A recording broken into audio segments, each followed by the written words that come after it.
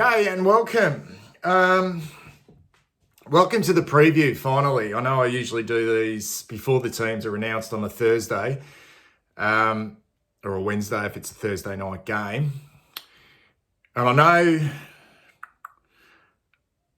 know Brisbane Lions going into this game as, I wouldn't say red hot favourites, but comfortable favourites. But I was going to say it. I feel like we should be winning this game. I really do. It's a 50-50 contest. I know I say that a lot, but I don't want to be waking up on a Sunday morning with that feeling that we didn't at least give it our absolute fucking best shot, and I mean our best shot. This isn't a sort of free hit sort of mentality, and let's just go and have a crack. And, well, certainly that's the case. That's the case. You go and have a crack. But we should be going into this game so confident that we can win this. And I mean really confident. And there's no excuses. There's no excuses not to perform in this one. It's not a mountain too high to climb. We're not coming up against world beaters. We're coming up against a very, very good football team, but it's not a team which is, on the back of the dynasty, and they've been there and they've done that and they've made grand finals before. This is a team that, are experienced and they're seasoned, and they've played 5 years of finals in a row. And maybe they are cherry ripe and they are ready to go. And I know internally there's probably saying that it's their time. They've failed at the second last hurdle in prelim finals in recent years. And I know we are, as Michael Voss said, the new kids on the block. But this isn't a young list of ours either. It's not like we're going in wet behind our ears. We've played 2 finals and we've handled everything. And we've pretty much gone through it in flying colours to this point in time. And there is right here, right now, is a fucking grand final position up for grabs. A grand final position up for grabs, and that's what the prelim finals are. And I don't want to be waking up on Sunday morning going, fuck, there's always next year, because that will be the case if we don't get the job done. You can't control that. You can't,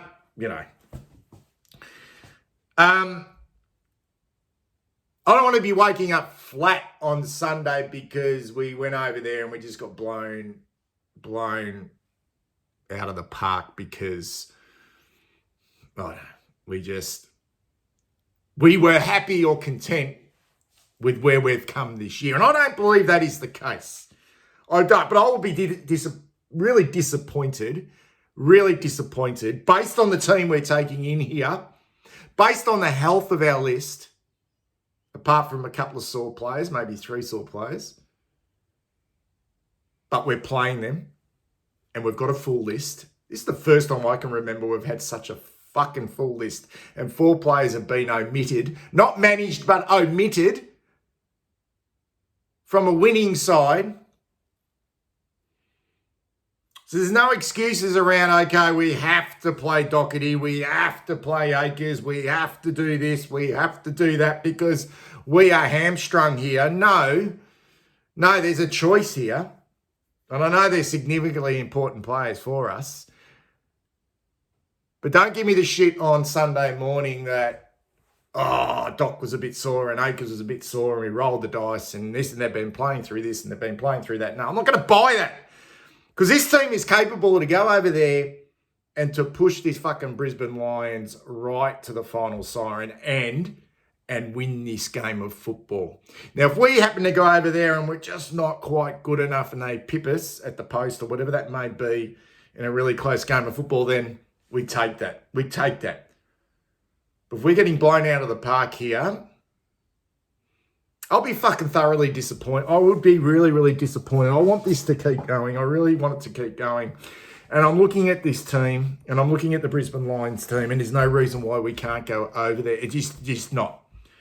And I'm not buying this shit about the ground and the Gabba and all that bullshit. And I know they haven't lost there this year, and I know it's a really difficult ground because it's their ground.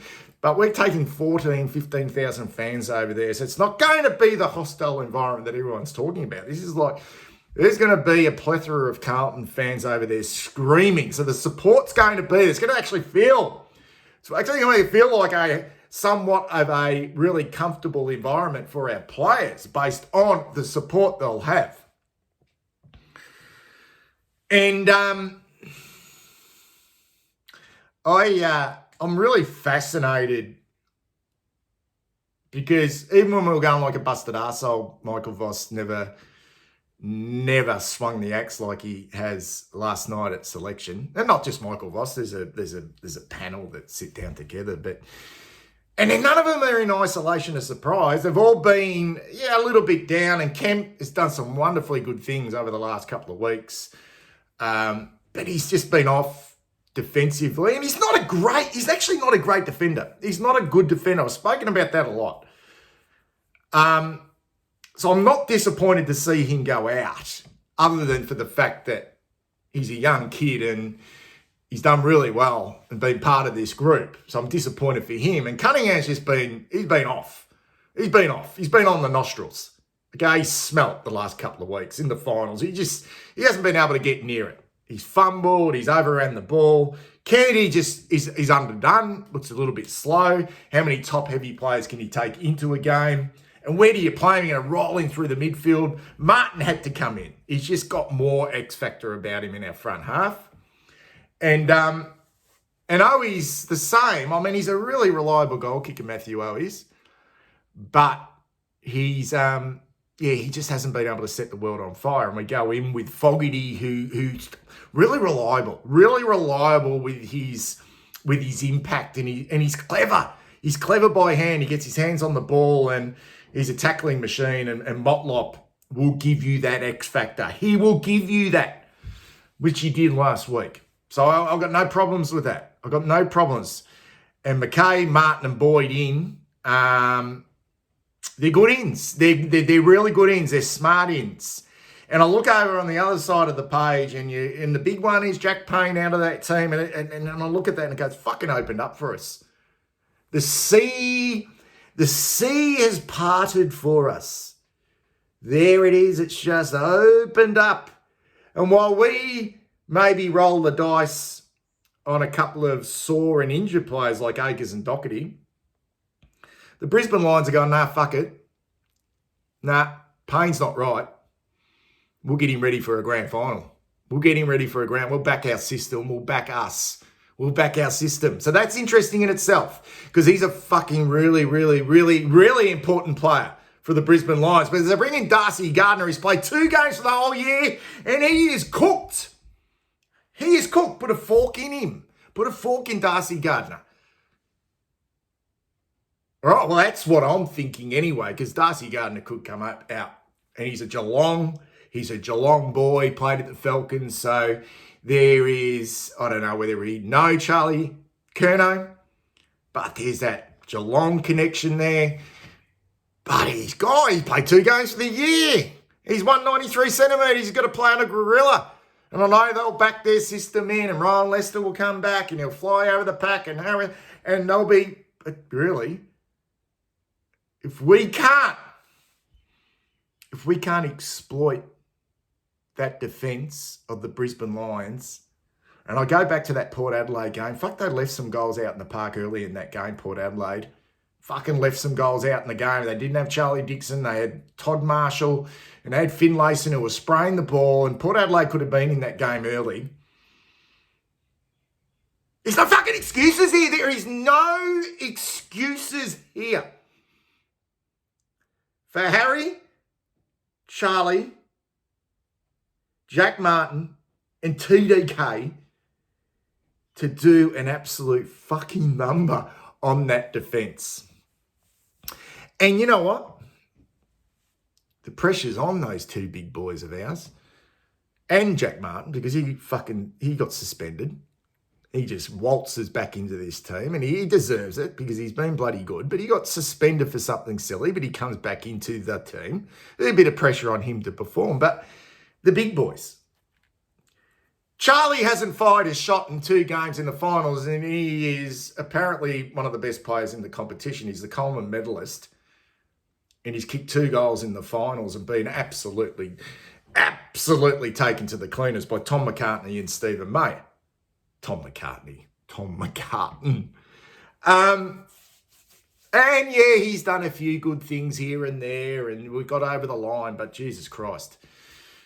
If he's not licking his chops with Harry Mackay, and I don't want to hear Charlie Curnow, I don't want to hear it, mate. I don't want to hear you say, and I love Charlie, and I love Harry, but I don't want to hear you say, oh, we're so much better when Harry's in the team, we're so much better, and I love having him by my side, and this and that. And well, you know what? Have a look at that defence you're playing against. And if our midfield are at least breaking even and generating some forward thrusts and giving you opportunities, it's your time to shine, big boys. It's your time to shine. There's no excuses here, because if you're kicking 1 or 2 goals and not having an impact on this game, and up the other end of the ground, Hipwood and Danaher are doing a number on us. Yeah, because it's the forwards, it's those big boys, it's those big forwards. They're the ones who've got to take this game by the scruff of the neck. Really. Got to take the... And I don't think Harris Andrews, he's the co-captain, and he's a bloody good player. But he hasn't necessarily been...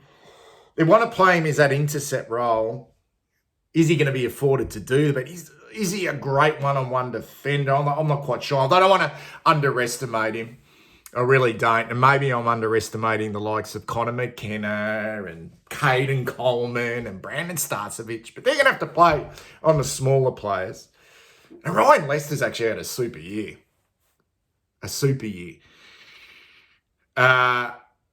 And, yeah, I like Jordan Boyd coming in. I know he hasn't played a lot of footy over the last, say, 5 or 6 weeks. But all their danger, and it's probably it's a lot more rounded forward line than us. And this is where I think this worries me the most is their smalls. Charlie Cameron, Zach Bailey kicked 8 goals between them the last time he played in round 8. Were they the difference? Probably. Cam Rayner and Lincoln McCarthy. Cam Rayner was outstanding. Maybe he's played his best final against Port Adelaide. But he had Lockie Jones. Lockie Jones is as fucking slow as a wet wheat at Port Adelaide. He's fucking slow. He's slow. And Cam Rayner had a day out, and Lincoln McCarthy always pops up for a goal or two. They just, if their midfield's on top, you can't stop those smalls. You can't. The longer the game goes on, it's a bit like Melbourne last week. The longer the game went on, the more Pickett got involved. The more he got involved. They're very, very hard to contain. But I like the fact that we're going in with Boyd, Chincotta, Sada, and Newman. We dropped Brody Kemp because they've only got Danaher and Hipwood, and they haven't got their hybrid. I know that Cameron and Rayner and McCarthy can play a little bit taller because they can mark overhead. But their bread and butter is at ground level. It really is. Their power at ground level. I just don't think that there wasn't a spot for Brody Kemp this week, and they're not playing Jack Gunston. He actually played really well on us last time, Jack Gunston. He kicked 2 goals and was really dangerous. And where Danaher and Hipwood didn't necessarily have really good games, it was Gunston was the one that got under our guard. And he's not playing. So we can still have an intercept defender, whether that's Garv or Marchie or Weeders at time. But they're big boys. And I actually think Hipwood and Danaher as a forward combination work better than what Charlie and Harry do together. And there's the test right there. there's the test for our guys who've spoken about it this week. He's gone into bat for his mate, and so he should. Okay, let's actually show it, Charlie. Let's show it. Let's not beat up on kick fucking 10 goals against the Eagles and all that fine. Let's have a big game in a big prelim final and get us through to a grand final next week. That's your job this week. That midfield, Dunkley's the one who went to Cripps last time, and he had 33 and was just super. And Cripper had 17 and just couldn't get near it. Now, we don't know, because our midfield bat's so deep now, we don't need Cripps to be that man who needs to get 30 plus and have fucking 18 contested possessions and 16 fucking clearances. And we don't need that anymore from him. But what we need from Cripper is we can't have his man. We can't have his man having a huge impact.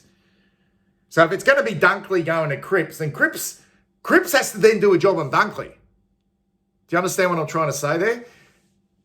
Because it can't all be, okay, all right, Cripps has been taken out of the game. Now Dunkley is also going to have 33, 35 and have a big impact, whether that's kicking goals, taking marks around the ground. So if he goes to Cripps has then got to do a number on Dunkley, which then will allow the likes of Chera and Walsh to really get off the chain. Or do they bypass Cripps now and go to Walsh? I don't know. But Neil only had 20 the last time we played them. Wasn't huge, but they still were really good. Drew went to Neil in the final against Port Adelaide. He only had 20 or 19 against Port Adelaide, but they still won. They still won enough of the ball. So they do bat deep. But I don't know whether they bat as deep as us. They've got good wingers in McCluggage and Zorko's back. He didn't play against us last time.